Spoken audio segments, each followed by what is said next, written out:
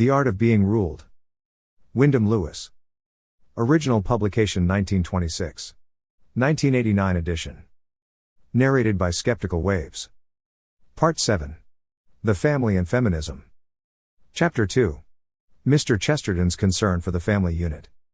Before proceeding with our analysis of Proudhon's notions relative to the family and to woman, I will consider a contemporary view of the same subject, also dogmatically in favor of the family unit. It appeared in an October, 1925, issue of a liberal weekly, for the direction of which Mr. G.K. Chesterton is responsible. It has the additional advantage of introducing into our debate this liberal colleague of Mr. Shaw's, who is a sort of caricature of a liberal as seen by Rowlandson. The liberalism of Mr. Chesterton, complicated with a romantic conversion to Roman Catholicism, and installed in an obsessing cartoon like John Bull physique, is very different to that of Mr. Shaw.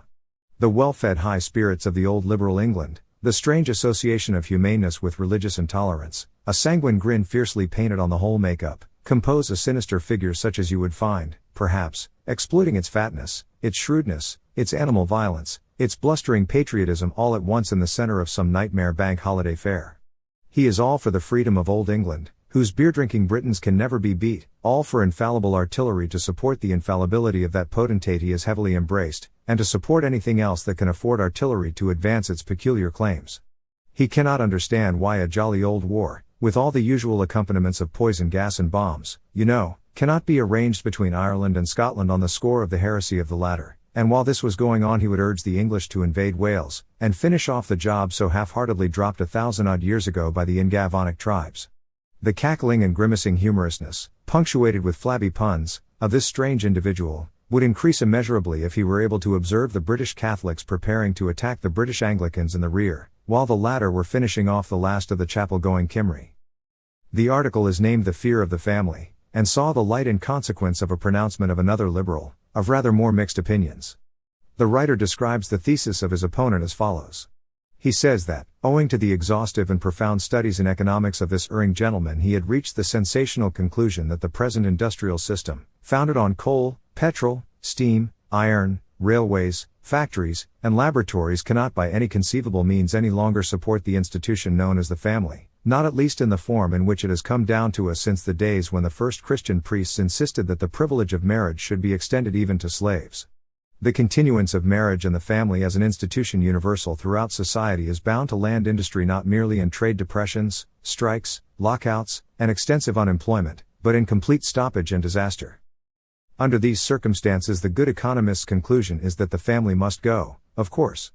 In this he resembles Proudhon's socialist. The writer of this article, having stated the position of his renegade, too economical, opponent, explains the situation from his own pure liberal point of view. The real difficulty with industry today is that the man who works in the mine, in the factory, or on the railway is by tradition a free man, and he is a free man in virtue of the fact that Christian civilization has made him the actual or potential head of a family, morally, socially, and legally responsible for the maintenance of that family. It is this that makes the working man of today so intractable. Take away from him that responsibility and that freedom, and you will make him more tractable. If a man has a wife and family to support, he can always make some show at the bar of public opinion in every strike and every lockout. If the state supports his wife and family for him, he can make no show at all. He can be told to get to work at once. And the Daily Mail and the people in trains and motor cars would not be slow to tell him so. What this says is that the workman has always been able to hide behind his wife and children, and the more children he had, the more sandbags he had. But has this responsibility been pleasant either for him or for them? They, the rampart for his more and more fictitious independence, have received the brunt of the economic attack. As to the responsibility and the freedom with the loss of which he is threatened, he would be far happier without them. He never asked for them, and has never enjoyed them. For these too expensive words he has suffered enough hardships. It is the greatest cruelty to him to urge him to hang on to them today.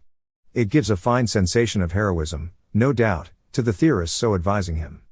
But for the head of the family on a low wage it is less romantic. The romance of the family as a unit is a prosperous 19th century English middle-class romance. To tell the impoverished English laborer today to keep at all costs his home and castle in one, and continue to cling to this phantom of authority, is to urge the continuance of a stupid torture. The women and children, on their side, would be very much relieved if the state would take over their maintenance. As to the home life, The well-to-do have seldom any conception of what a mockery it is to speak in sugary or heroic terms of that to people who, like the majority, have to live in a half-savage condition of poverty. Socrates proposed that, in his ideal state, the children should be removed from the parents. The problem of the woman, owing to the peculiarities of his Greek training, he neglected. The German idea of Gemeinlichkeit and home was the last thing that would have occurred to a Greek, of course. It was rather the thing to escape from than the thing to cling to. Then his idea of freedom, as well, would be different to the German, which latter would be based really on the notion of physical freedom, as Goethe defined it in his Friend. The patriarchal is the physical ideal. But to be anything that can remotely be described as free in industrial conditions is not to be patriarchal, or burdened with a family.